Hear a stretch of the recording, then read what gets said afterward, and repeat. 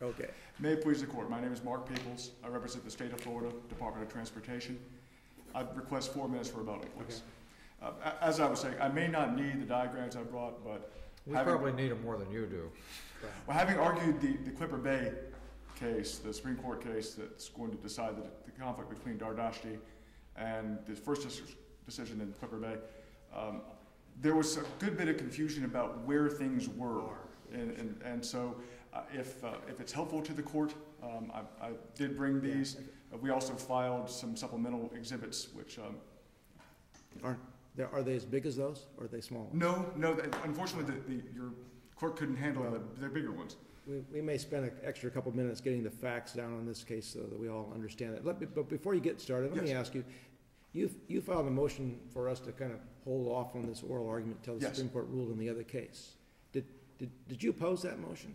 It was a motion to stay, not just the oral argument, the entire case. Yeah. And we did not agree. We did not file a written response. But essentially, my clients were just not interested in that, because it obviously those motions are ruled on by judges other than the panel, and if the Supreme Court decision is going to be could easily be dispositive of this, we kind of hate to send you, make premature rulings and send you both briefing off to another court when it may or may not be necessary. I'll put it that way. We understand. Right. So if perhaps some factual development would be in hand then. This is Defendant's Trial Exhibit 4. It's of record. It's a diagram. May I approach? Somebody has it in a brief, and it's in really small. Yes. if I may approach. Sure. And Mr. Curry, if you need to move around for this, that's you're free to. I had it in the brief. Okay. So yes, it's in your brief, so I know you know about this. So the black triangle is what we're talking about? The dark brown. The dark brown. The dark brown. So let me ask a question. It's probably not relevant, but I'm just curious. What's in front of it? It looks like what is all this here? Do we know? Well, it looks like there's some kind of construction site or something there, or what? I don't know what that is. I don't know that it's a record of what's here. What's here? Okay. But on the right-hand side, then, that's US 19. Yes, sir. And the bridge that we're talking about is a bridge on US 19? It's right here. Yes. Okay. The bridge is over the canal, which runs this way. It's a type of bridge. The small black line is the canal, then? Yes. Okay. Yes. And this black part was dedicated and platted for a road, the Evans Road right-of-way line, but because it was already deeded and platted for public purpose, we didn't have to take that. Okay. And perhaps... And the dark brown section that's in dispute here, I'm assuming is in terms of the Mid-Peninsula, that they actually own a bigger chunk of land, and this is just a small part of it? That's my understanding. Okay. That's my understanding. It may be helpful also to... I'm not sure this is his argument. I don't know if it's okay for me to... I can point you out. Let's understand this. Yeah, we're just trying to get... If we understand it, we'll have a better argument. Yeah. So. I have no objection. About the facts. I just wanted to... The parcel of property the Mid-Peninsula acquired is from here, and you can see this property line right here. That tree line is part of the property line. Right here. So Mid-Peninsula acquired this, not this, because that's part of that Evans Road easement. Right here. So they basically got a piece that's maybe 200 feet wide and 1,000 feet long or something like that. Parcel 342 in blue, it was originally in dispute between the parties, but there was a stipulation entered. It's developed in the brief, and it's not an issue. Gotcha. Okay. So that's owned by Mid-Peninsula, but the FDOT has an easement. Drainage easement. Okay. So the dispute is just this portion of that larger parcel. And that's just been conveyed together over a 30-year period is basically why we're here. Okay. All right. That'll help. Thanks.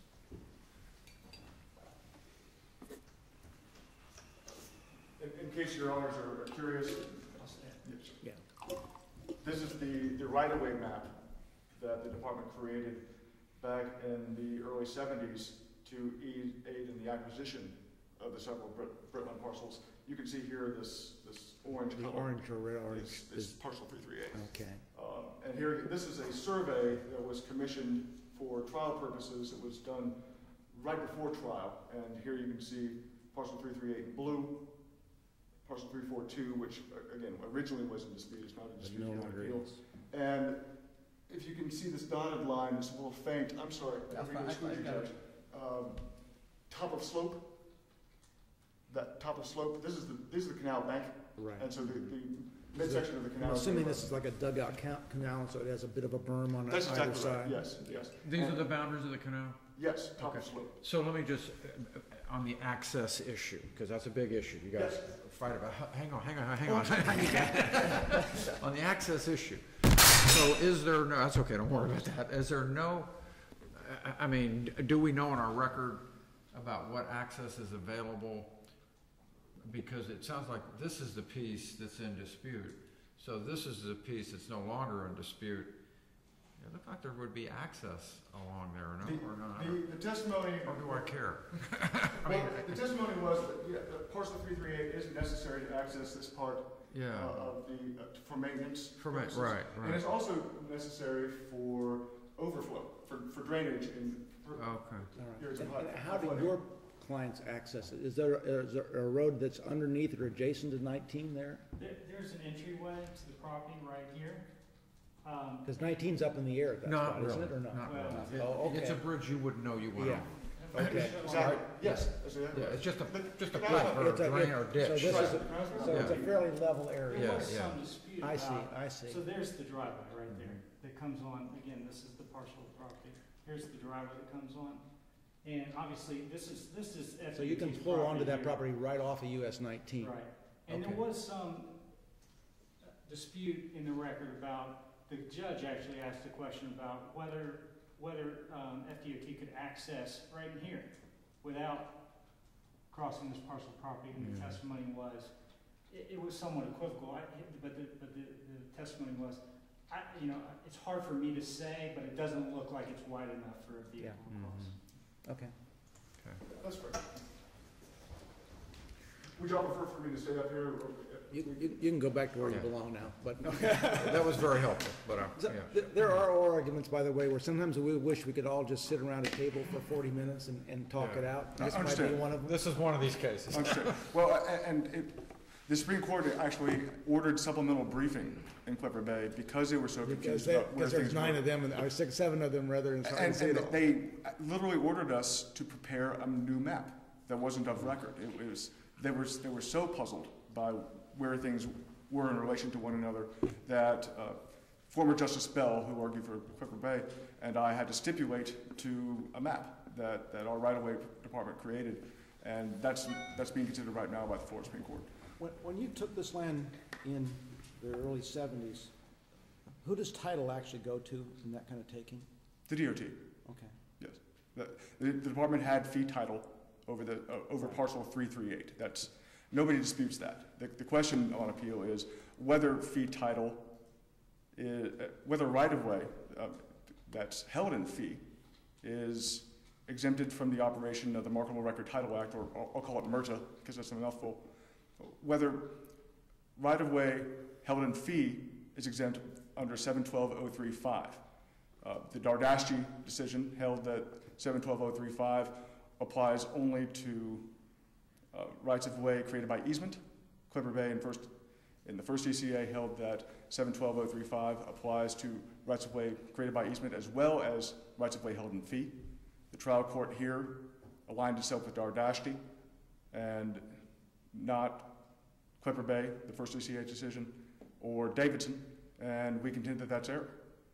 The reason why we contend that that's error is, first of all, 712.035 applies to interests in the nature of rights-of-way, including those of a government agency, so long as the same are used. As we develop in our brief, an interest is a broad category that includes estates. Estates include fee estates. But I'm sorry, go ahead. You can have a fee that's not used. Pardon me? I mean, it seems to me, I'm looking at this, the right-of-way is something that the state needs to be using. Yes. To take advantage of the exception, that's correct. Right, okay, but if I guess if it's used, it just confuses me that the easement, because of the use, has. I'm not making any sense, but I'm just confused about how the fee would work in there when I have a separate requirement for use. Thank you. That made it a little more articulate. Well, and that's another question that the Supreme Court will hopefully resolve in Clipper Bay is, what does use mean for purposes of 712.035? I will confess that before today, I always thought that you could not get a wild deed against the sovereign, that if the sovereign held fee, and we hadn't waived sovereignty as to state-owned land, and that it was only easements that could be lost through market title. But apparently I'm just completely wrong about that you can take state-owned land under MRTA. It surprised me too to hear that wild deeds were considered a root of title for purposes of MRTA, but that is the law, and we stipulated below that the wild deed, and they've stipulated it's a wild deed, but the department stipulated below that the wild deed is indeed a root of title for purposes of MRTA. So the question is whether we could take advantage of either the 712.035 or 712.033 exceptions. Judge LaRose, you're quite right. 712.035 does require use, but I don't, as they will point out to you, once the court granted their summary judgment motion and denied our summary judgment motion, finding that 712.035 can only apply to rights-of-way created by easement, trial counsel below stipulated that we're going to put on evidence of possession to try and prove 712.033 applies, but we'll stipulate because the trial court ordered that 712.035 couldn't apply as a matter of law, that none of the evidence we were going to supply would go to use. So I think it would be getting ahead of ourselves if we ruled, well, sure, 712.035 might apply to rights-of-way held in fee as well as rights-of-way created by easement, but because DOT didn't prove use, then we lose the appeal. That's incorrect. What we have to show for... Okay, you only put possession. I'm sorry? The evidence below did not include use. That's correct. That's how I understood it. That's correct. And now, we do argue that there's no dispute that the overall right-of-way, by which I mean the whole parcel. The whole thing is used. At least part of it's used. And under Horn, under Davidson, and under the language of 712.035, the use of any part of the right-of-way exempts the entire right-of-way from MRTA. Now, the First District Court of Appeal in Clipper Bay disagreed with that. The First District Court of Appeal held that you have to prove use of the disputed parcel. In other words, rather than the entire right-of-way, you have to prove the use of... Factually, I'm unclear. Is there, once the 1970s, when you did all this, did you record some map of a right-of-way? The right-of-way map was not recorded. It's not recorded. So DOT has it, but if I'm a citizen, I can't just go to a public record place and find this road. Well, sure. Yes. The right-of-way map is a public record like any other, so yes, it's available to the public. It's not in county records. It's in the DOT's record. The right-of-way map itself? Yes. That's correct. The right-of-way map itself doesn't create a property interest. Right. It just, as the testimony below developed, the right-of-way map was created to aid in acquisition, to ensure that we were taking what property we needed, but no more. These days, maybe I'm wrong about this, I assume like maps of reservation, I think you actually record now, don't you? I'm sorry? When you're doing a map of reservation in an area where you're contemplating takings, do you record those? Not necessarily. Okay. No. But if I were to walk into Pasco County in the planning and zoning office, they would have a your thoroughfare plan there that I could look at. If I were a developer trying to plan something, I would have access in that office, would I not? Did we record the thoroughfare map? Well, recording is a different issue. Right. The question was, is it available to the public in the Pasco County administrative offices? And I think the answer to that is yes. I believe that's right. Yeah. I don't recall if the records... relevant to these issues, yeah, but I'm just trying to get a bigger no, picture. we're here at the court's disposal. Yeah. So we're happy to entertain any and all questions. It's So pretty much out there is the bottom line. I mean, if somebody wanted to go find it, it's not that hard to find. I think that that's fair. Yeah. Yes, absolutely. Absolutely. As I was saying, their argument is that because certain exceptions, and the trial court bought this, that because certain exceptions to MRTA apply on their face to estates, and 712.035 only applies to interests, then that was legislative judgment that it would not apply to a fee estate. I think that that's flipping things around. If an exception applied to mammals and another exception applied to a dog, and I wanted to say, well, that first exception applies to my dog because he's a mammal, oh no, their argument would be, well, no, the exception doesn't apply to your dog because the first exception applied to a dog, and because the exception that applies to mammals doesn't specifically mention dogs. On the other, I mean, you don't have an interest in the nature of an easement. You own the piece of property. I mean, We have an interest in the nature of a right-of-way. And the interest is a fee estate, and it's in the nature of a right-of-way, as the legislature defines that term. We go into this in our brief. 3340321, the Florida Transportation Code, defines right-of-way as land in which the state, the Department of Transportation, a county or municipality owns the fee. And we also cite 17703.116, another definition of right-of-way from the legislature. Land dedicated, deeded, or used, or to be used for, among other things, a drainage facility, access for ingress or egress, or other purpose by the public.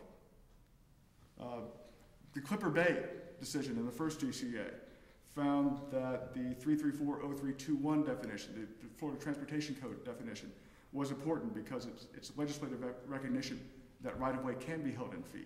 And it also supplies a definition that's lacking in MRTA itself. I mean, the real issue for us here today is, are we going to follow Dardashti or Clipper Bay? That's Dardashti says it doesn't, Section 5 doesn't apply to a fee estate interest. Clipper Bay says it does. So really the question is, we're going to read those two decisions and figure out which one we're going to go with. And it seems like it all hangs on this language or other interest in Section 5. I think that that's fair. Your position is that that could include a fee? My position is that an estate is a subset of interest. Yeah. Not all estates are, all estates are interests, but not all interests are estates. Yeah, you know what the problem with that, though, is there are a lot of interest in land. As we know in that bundle of rights, there's a whole lot of interest. And fee, of course, is the greatest bundle of rights. And they scale down from there to all manner of things that become something even less than an easement, something that can maybe as a license or use or any of those things. It would seem to me other interests is referring to those other things, because if the legislature intended in Section 5 to apply to fee, which is the greatest bundle of rights, why would they have started talking about something less than that and then say I'm applying to other interests? Wouldn't they start with the greater interest? I guess I would refer, Your Honor, to the legislative definitions that we've just been through. The legislature specifically defines right-of-way as land in which this department owns the fee. What the legislature recognizes a right-of-way can be held in fee. How the legislature may have does all ordered, property that's owned by DOT fall within the definition of a right-of-way? does all of it? I mean, there's a building in Bartow, for example, that I can think of. Is the building part of a right-of-way? The building in Bartow is probably owned by the DMS. It's not in the record, but it was in the Clipper Bay record that there was testimony that the department considers anything that it owns to be right-of-way, consistent with the Florida Transportation And are there Code. procedures for closing right-of-way? I'm not sure what you mean. Like vacation? Well, Vacation you of a can right. close a city street. There are these elaborate procedures that cities and counties go through to close a public right-of-way and make it something else. I didn't know whether that related to your concepts of right-of-way or not. There's nothing in the record about that, and if it's something that the court needs to make its decision, I'd be happy to offer Does the DOT own all of its rights away in fee? about 95%. Okay. So there are some easements and Yes. maybe some lesser uses out there? And even licenses. Judge Altenberg, when I was here last time, we discussed a license that we have from CSX. So yeah, it's not exclusive, but about 95% of our right-of-way is held in fee. I'm sorry. Talk about that license to the Supreme Court in a week or two, I understand. Exactly, yes. I don't know where I am as far as time. I don't know where you are either. It says 20 minutes, but we've had so much fun that, you think you're covered it? If the court has any more questions, I'm happy to entertain them. Otherwise, all right. if I've reserved some time for rebuttal, I hope so, then We'll give you a little time for rebuttal. we appreciate it. Thank you, Judge. Most people will try to give both of you the full hearing you want, so.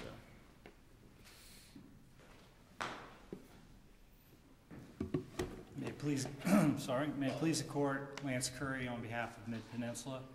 I'd like to start by addressing a couple of questions that you raised. Judge Altenburn, you mentioned that you had this expectation that state-owned lands were not subject to MARTA. I think the distinction is that sovereign lands that have never been given away are exempt from MARTA. But once the state gives the land away, if it then takes it back, it's different rules. So and then also on the issue of whether this court should even rule on this issue or wait, I do think it would be beneficial to the Florida Supreme Court to hear what this court's take on the issue is. Now, it might not happen fast enough, but we don't always listen to our take on things. Only if you're going to rule in my client's favor, but I want to hear the take on this issue. But our position is that FDOT is essentially asking this court to give it something that it has not been able to get from the legislature, and that's a special exception to MARTA. Now, in 2009, the legislature considered but did not pass an exception that would have exempted all government property. And then in 2010, the legislature did pass an exception that exempts any right, title, or interest held by the United States, any of the water management districts, and the Board of Trustees of Internal Improvement Trust Fund. But this is not titled in the Board of Trustees. It is not. Okay. That's under the Department of Environmental Protection. They could have easily included FDOT in that exception. It chose not to do so. And so FDOT is asking for essentially a special interpretation of the statute that really only applies to FDOT. And in Exception 5, they talk about the use of, also all the exceptions are under 712.03. And I like to just call them Exception 3, Exception 5 makes it easier for me. Exception 5 starts out by talking about it starts out by talking about easements or rights, interests, or servitude in the nature of easements, right-of-way, and terminal facilities. It does not use the word estates. Now, the other exceptions to the statute expressly use the term estates, and they use that term right alongside the word interests and the word easement. If you look at Exception 1, 712.031, it accepts estates or interests, easements, and use restrictions. And were all these parts of murder enacted at the same time? Is this maybe just an amendment? I believe all of these initial exceptions to MARTA were all enacted in 1963. There may be some tweaks to the statutory language, but this was a comprehensive act following a model act from other parts in the country. So the legislature, when it wants to use the term easements, knows how to do so. It does it in 3 exceptions to the statute. It does not do it in subsection 5. And as this court is well aware, when the legislature includes a term in one section of the statute, but omits it in another section of the same statute, the court will not imply it where it has been excluded. And I would submit that it has been excluded from subsection 5, exception 5. So that's essentially the basis for the trial court's decision below. I'm not going to include a term in the statute that the legislature chose to not include.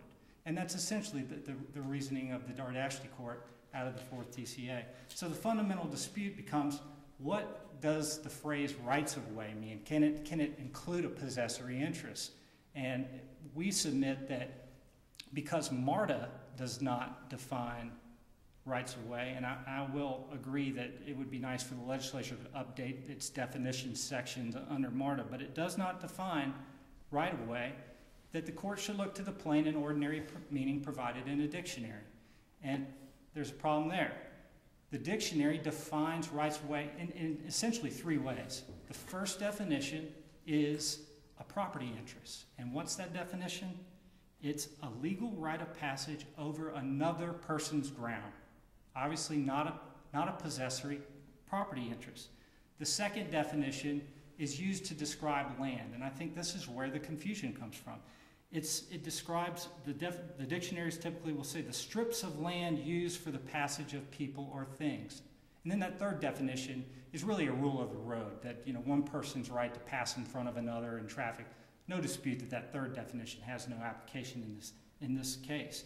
But so we're left with the first definition, which describes a real property interest in land, a stick in the bundle that can be held, and we have the other definition that is a description of land use. And we would submit that that first definition that describes an interest in property is the right definition.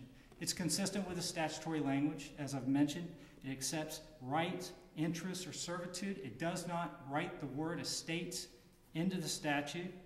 And so ultimately the court has to decide, how do I construe this statute? Because I would agree that it is ambiguous. Rights of way is not defined. It has multiple definitions. Would I be correct in thinking that all private rights of way are established by easement?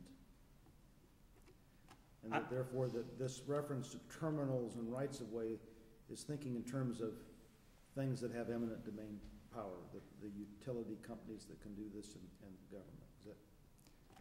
It could be. I don't know that a private party can't establish rights over a right-of-way or even a terminal facility, which is, again, not defined by the statute. We have all proceeded on the assumption that the 2003 version of the statute is what controls this case because it became ripe in 2004. In other words, the 30 years ran, right? Correct. Why wouldn't we look at the statute today? Well, our position is 2014 version. I'm not aware of any meaningful distinction, any changes to this neither, but exception. I had to ask the question. But the way it works is Mid-Peninsula's root of title goes back to February 4, 1974. So under MRTA, even if that title that it obtained its title in 2008, but that root of title, any claim that title had a problem is extinguished 30 years after the fact, 30 years after the root of title. So you move forward to February 4, 2004, and by operation of law at that point in time, the title is cleared. That root of title and any subsequent transactions for the purchase of the property, they're clear, and any prior claim, any pre-root claim is extinguished by murder on that date, February 5, 2004. So that's why I believe the 2004 statutes weren't enacted at that point. 2003. It was amended in 2000, and then it was amended in 2010. I'm looking at the 2013 statutes right now. And the 2010 amendment was the one that I mentioned earlier that exempts the water management district property and the United States government property. So exception 9 wasn't there until 2010? That's correct. Okay. So in construing the statute, what's the court to do? Well, FDOT suggests that the court should construe the statute to preserve public rights. And yet the statute itself at section 712.10 states that the statute shall be liberally construed to effect the legislative purpose of simplifying and facilitating land title transactions. The legislature has specifically stated how the statute is to be construed, and it doesn't say anything about preserving public rights or preferring public rights over private rights. So again, that first definition, legal right of passage over another person's ground, furthers the legislative intent. It necessarily limits the scope of the exception, which makes it easier, simplifies and facilitates land transactions. The second definition, advanced by the FDOT, essentially adopting any description of the land used as right-of-way, would create hidden purposes and undermine the purpose of the statute because, as they've argued, keep in mind that FDOT has told you that they consider essentially all their property as right-of-way, and they have this concept of a unified right-of-way. So if we acquire 14 parcels, as they did here, condemn 14 parcels. As long as we're using parcel 14 as right-of-way, it preserves the right-of-way over all the parcels. So someone who's buying land or doing a title search, they check back, they look through the books to see if anything has happened in the 30-year period, and then they go look at the property. And they look to see, is there some use of an easement? Is there a use of a right-of-way? Well, if the FDOT is using an easement or a right-of-way 14 parcels away, how is a purchaser to determine that? It's a hidden interest. So it undermines the legislative intent. At a minimum, the usage is maybe one parcel away, apparently. Could be, yeah. I mean, I don't know that I'm exaggerating a little bit, but the point is, the use under their interpretation very well may not be on the property that a purchaser is acquiring, but they still have to find it, even though it might be on a parcel somewhere else. So I think that explains, it demonstrates why their interpretation of the statute undermines the legislative intent of MARTA. And their construction, their reasoning for construing the statute to preserve public rights, it comes from the first DCA's decision in Horn. And there the court said that Exception 5 should be broadly construed as intended to protect public rights and to the extent permissible under our organic law. There's no citation in the opinion for that. I don't know where it comes from, but I do know that it is contrary to the express intent of the legislature as stated in 712 sub 10, liberally construed to effect the legislative purpose of simplifying and facilitating land title transactions.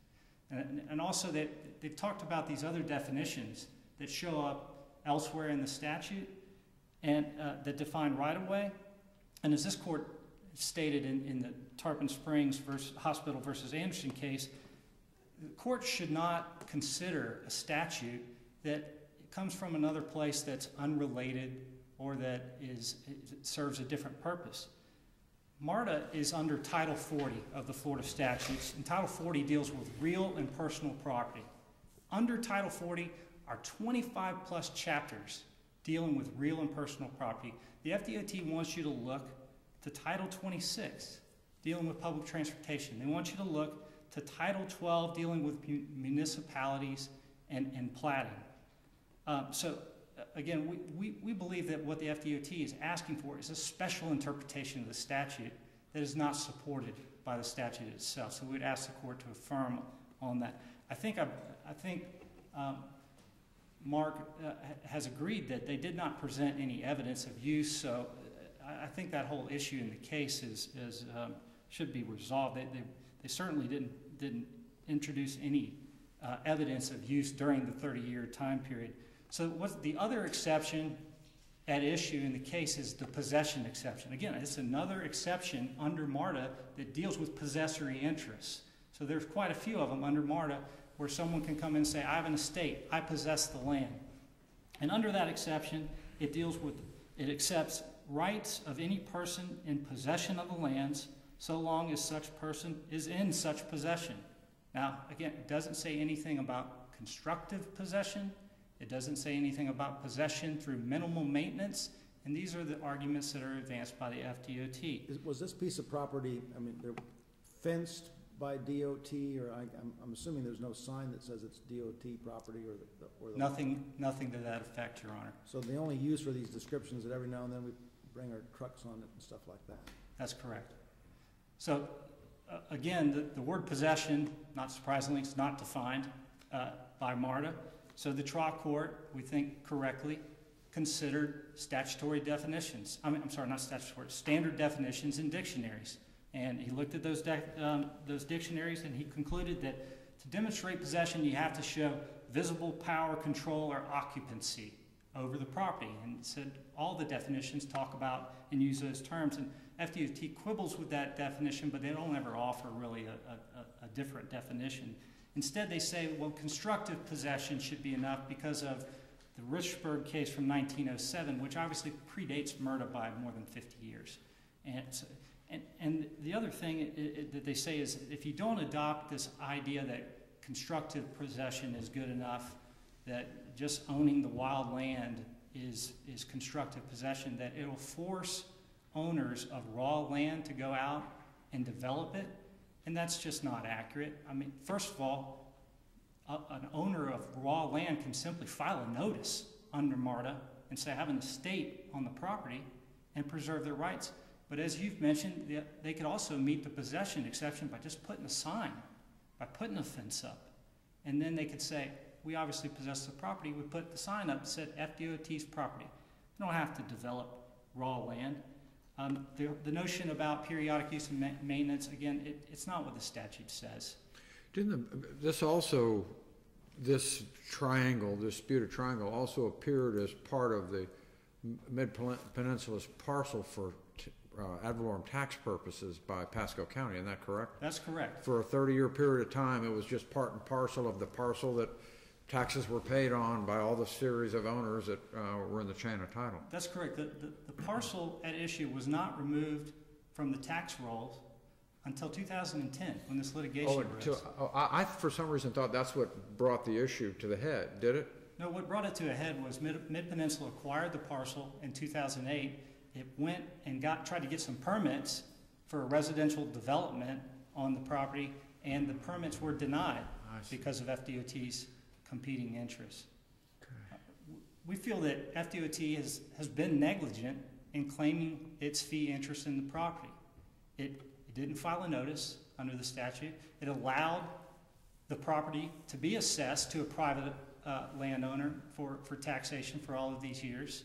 It didn't possess the property, and it's failed to notify the public of its right-of-way, and yet it's here today asking the court for special treatment at the expense of the private landowner.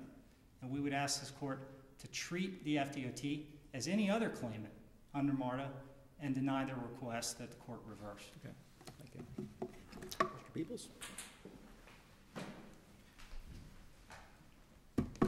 Just briefly, he's argued that the legislature's definitions of rights-of-way aren't related to MARTA, but I think it's fairly obvious that an exception for governmental agencies' right-of-way relates to statutes that define a governmental agency's right-of-way.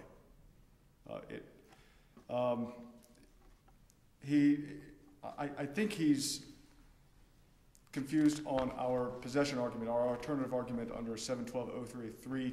We're not simply claiming constructive possession under Richburg. We're also claiming actual possession under Richburg. Richburg held that periodic occupation is actual possession, and there was evidence of the record of actual periodic occupation when we would ask people to move their vehicles and other personal effects for the property, when we would traverse the property for maintenance, and also it was used for overflow flooding when the canal banks would be breached. So, and under Richburg, periodic occupation is actual possession. It's true Richburg predates MARTA, but it hasn't been overruled, and if any court's going to say that MARTA has overruled Richburg, it should be the Florida Supreme Court, because Richburg is a Florida Supreme Court decision. So the Dardashti was decided over Harry Amstead's dissent back in the early 90s. Yes. Like 10 years before the marketable title period ran on this piece of property. And the legislature, that was, I guess, the only case on issue until Clipper, right? No, there's also Davidson and Horn. Right. Horn didn't construe easement versus fee. Right. Davidson does speak to it now, as the Clipper Bay decision in the first DCA's Clipper Bay decision notes. Davidson is a little confusing in some of its particulars, but the bottom line result is clear. But Dardashti pretty clearly makes the case that we're not going to apply this exception to land owned in fee by the department, right? Yes. And not only does the legislature not amend the statute, but 10 years later when they amend it, they leave you off the list. The legislature also has enacted in the wake of Davidson. Right. And Davidson applied the sub 5 exception to land held in fee. And so at best, that's a wash. I mean, because you're holding it in fee. If you were the board of trustees of the Internal Improvement Fund, you'd be home free. But since it titles in DOT rather than the board, and he is right that all of these other exceptions are there, if they were created at the same time, begin with the states or interest, and then suddenly we get down to the one you're relying on, and it's recorded or unrecorded easements, and interest. This isn't an interest. Well, but if they had meant no, an estate, this is an interest. An estate is an interest. right? But why didn't they start with? Maybe they just couldn't line up that language that way. But well, again, I would recommend. States in the nature of a right of way, but it is an interest in the nature of a right of way, and as we develop in our brief, an estate is a type of interest. And the legislature specifically defines right-of-way as including land held in fee. We hold the great majority of our right-of-way in fee. It makes no sense to read sub 5 to exempt a lesser, not incorporeal, non-possessory interest like an easement and not exempt fee. It could not have been what the legislature intended, especially in light of the public policy voiced in Horn and in Davidson and in Clipper Bay, that land held for the use and benefit of the public should not be easily surrendered. It's a principle that then Judge Anstead seems to have relied on in his dissent to Dardashti. They note that Horn doesn't cite anything for that principle of public policy, but I can't imagine that they believe that the public policy of the state of Florida should be that rights and easements held for the benefit and use of the public should be easily surrendered. He's conceded that the statute is ambiguous. It's a long-standing principle of Florida law that ambiguous statutes should be read in light of public policy, that they should be read to do service to public policy. He raises the 7120310 provision, which states that murder should be liberally construed for its ameliorative purposes. I would commend to this court the Clipper Bay discussion in the first DCA, wrestling with that very aspect of the statute and coming out, ultimately deciding that 7120305 does apply to rights of way held in fee as well as easements. If there are no further questions from the court, no. I appreciate your time. Thank you. I could offer to make the, absent any objection, I could make these available to the court. I don't know that I think what you did was now what's in the helpful. record makes sense. I don't think yeah. Thank you all. It's a great argument. Thank you. Very, very well done, both of you. If Charlie Hart had done as well when I took property, maybe I'd be a dirt lawyer. He didn't do as well as the two.